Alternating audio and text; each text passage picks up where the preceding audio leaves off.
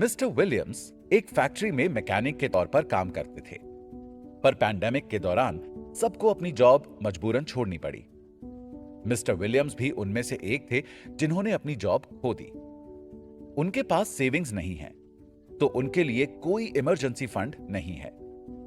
वो जॉबलेस हैं और उनके पास इतना ही पैसा है जिससे वो अपना गुजारा ज्यादा से ज्यादा सिर्फ 30 दिनों तक कर सकते हैं, इससे ज्यादा नहीं।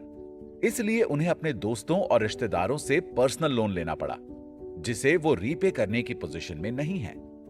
चाहे आप किसी जॉब में हैं या बिजनेस में, आपके पास कम से कम 6 महीने तक का इमरजेंसी फंड होना चाहिए।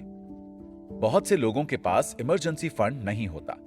उनके पास क्राइसिस के टाइम पर कोई भी फाइनेंशियल बैकअप नहीं होता, चाहे वो जॉब लॉस हो या डाउन स्विंग बिजनेस।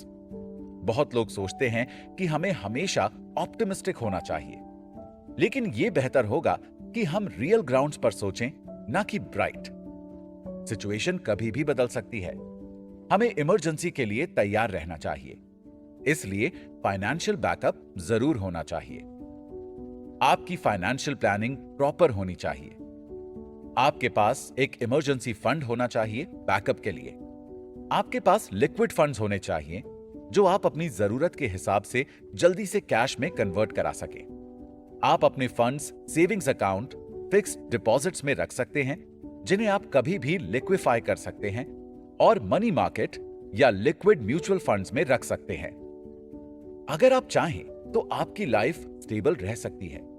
आपको पैसे मांगने की भी कोई जरूरत नहीं पड़ेगी, और ना ही एकदम इमरजेंसी पर आकर आपको सारे बिल्स पे करने होंगे। लेकिन इसके लिए आपको शुरुआत से ही शुरू करना होगा। जब आपको सैलरी मिले तो हर महीने कम से कम अपनी इनकम का 10% सेव करना होगा। जब आपको आपकी सैलरी मिले तो पहले सेविंग्स करें, फिर खर्चे करें। यह आपको हेल्प करेगा।